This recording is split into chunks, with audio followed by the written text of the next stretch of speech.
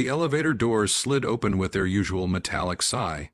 Catherine Hale, one of the most powerful CEO in the city, stepped inside, clutching her leather portfolio. The morning was like any other, meetings stacked back to back, calls that couldn't wait, and investors demanding more than ever. But this elevator ride wasn't going to be ordinary. As the doors began to close, a young boy darted inside, almost tripping over his shoelaces.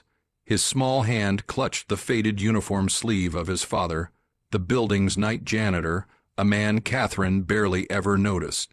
The boy's eyes widened when he realized who was standing just a few feet away. He whispered something urgently to his father.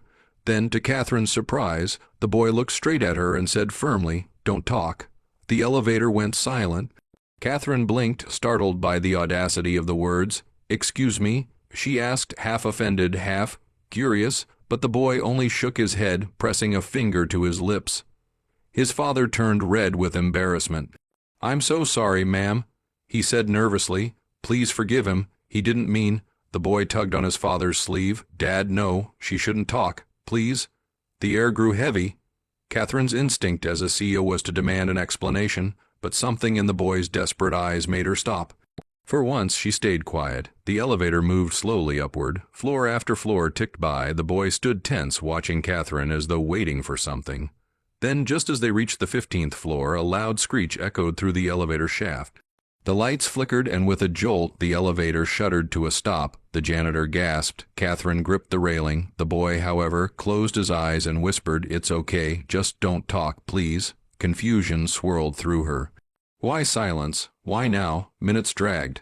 Catherine tried to press the emergency button, but the boy covered her hand. "SHHH," he begged. "The doctor said noise makes it worse for him." It was then she noticed. The boy's father, the janitor, was clutching his chest. His breathing was ragged, sweat forming on his brow. He was having some kind of attack. Catherine's heart lurched. "Oh my God, he needs help," she whispered, but the boy shook his head, tears welling in his eyes. "If people get scared and shout, it makes it worse. The doctor said when it happens, he needs calm. Silence helps him breathe." Suddenly, Catherine understood. The boy wasn't being rude. He was trying to save his father. She knelt beside the janitor, her cold CEO composure melting away. She gently placed her hand on his shoulder. "You're safe," she said softly. "We'll get you through this." The boy reached into his backpack and pulled out a small paper bag. "Here, Dad," he whispered, placing it over his father's mouth. "Slow breaths, remember." Catherine steadied the bag with her hands. Together, she and the boy counted softly, one breath at a time, until the janitor's breathing slowed and his trembling eased. Finally, after what felt like an eternity, the elevator jolted back to life. The doors opened on the next floor where emergency staff were waiting. Apparently, the system had flagged the stall. The janitor was rushed to a bench just outside, his breathing steadier. Catherine stayed close, refusing to walk away. The boy held his father's hand tightly. When things finally calmed, Catherine knelt down in front of the boy. "You were incredible," she told him. "You knew exactly what to do. You saved your dad." The boy wiped his tears. "I just didn't want him to die. He always tells me if anything happens, stay calm and don't let people panic. Noise makes it worse." Catherine swallowed hard. For years she had looked at the janitorial staff as invisible background figures in her empire. Yet here she was, humbled by the bravery of a child who reminded her of something she had forgotten. That every life, no matter how overlooked, has value. The next morning, Catherine made a quiet decision.